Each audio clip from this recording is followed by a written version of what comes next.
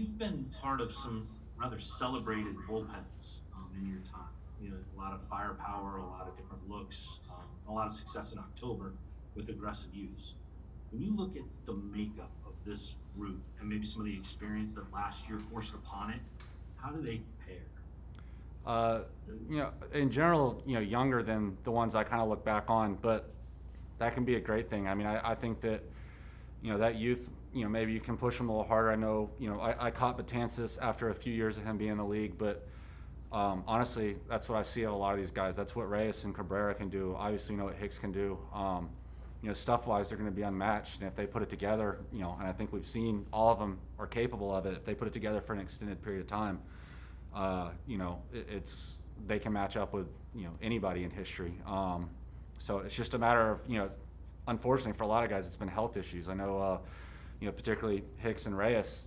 When they're on the field, we all see it. It's just a matter of keeping them on the field. So looking forward to having them all, and there's no doubt that the ability's in there to be as good as anybody. Jeff Jones, Belleville News Democrat. Hey, Andrew, as somebody who has experienced pretty much every kind of spring training you can in the game, both, obviously both locations and whatnot, what do you think of this version of it where it's 4 on, 1 off for you all? It's obviously a much more abbreviated schedule. And how does it compare for you for traditional spring? Yeah, I mean, for me personally, I haven't noticed anything other than, not being allowed to really stick around and watch games, which in a lot of ways we enjoy being able to, guys are probably making more tee times or spending more time on the beach. The pitchers, don't tell the hitters I said that. But, this one seems honestly not that different. Spring training's been trending, since I've been playing to, I don't want to call it easier, but different, more efficient, better use of time, less time standing around shagging. It's definitely, it's just, again, streamline's probably the best way to put it. So it's been trending this way. I think that it's got to be a challenge for the staff to find innings and at-bats for guys missing that game. None of us, or at least, speaking for myself, I don't like inter-squads. I was scheduled for one tomorrow and got bumped up today.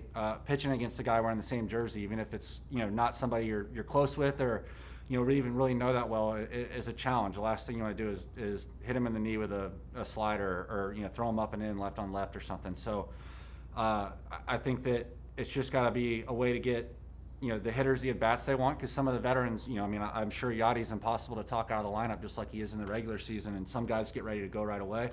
Some pitchers want more innings. I know that, I in a lot of ways I feel like I've got a long ways to go, and I'm going to need reps. So, we'll see. But at the same time, it's just something that is kind of out of our control, and we got to make the best of what we have. So I wanted to ask you that too. Is Schulte has referred to you as the pace car a little bit in terms of like your ability to set your own schedule. I don't really know how the auto racing analogy works. But are you at full gas now? I don't know. Like where are you? Yeah, I'm not holding back. I to be completely honest with you, I think yesterday's game we used a lot of pitchers, and I got a call last night, like I believe maybe another guy did, and asked if I wanted to pitch today. And I think it's our job to always say yes. I said yes. I'm glad I did. I got out there and accomplished some positives. I've got things certainly to work on walking away from it, but I also got to pitch against a major league team, against major league hitters that I know, and feel like that was a huge benefit to me. So I'm not really being held back. I threw a ton of pitches in the bullpen warming up this time. I threw a ton of pitches in the game the previous 2 outings. So I think my volume is there. I'd prefer to be more efficient and have some quick innings, quick ground balls, but we're getting there. Zach Silver, MLB.com. Adam, you brought up Yadi, and Schulte told us the other day that the thing he respects most about Yadi is that he doesn't sacrifice the run game or the pitching game for throwing out runners. He doesn't call better pitches necessarily to have a better chance of throwing guys out. How have you, how much does that help you, just not having to worry about what he's calling, or he's always going to be there? And how is just working with him compared? I mean, he's pitched a lot of catchers, so how is working with him kind of compared to some of the defensive catchers you've been with before? Yeah, I've been lucky. I've seen a lot of catchers with pretty good resumes, but everything you hear about Yadi seems to be true. It's a lot of fun to work with him. I think there's a lot of truth in what you say, in the sense that we don't worry about that. There's no talk in the bullpen. You've never heard anybody say that Yadi's calling a fastball to throw this guy out, because he probably thinks he can throw him out on a 2-hopping changeup. So we're pitching to get batters out, but I think hopefully all of us, and it seems like we are giving him the respect trying to give him that opportunity, and that's, there's ways to do that other than just throwing a fastball from a slide step. I think we work a lot on holding runners and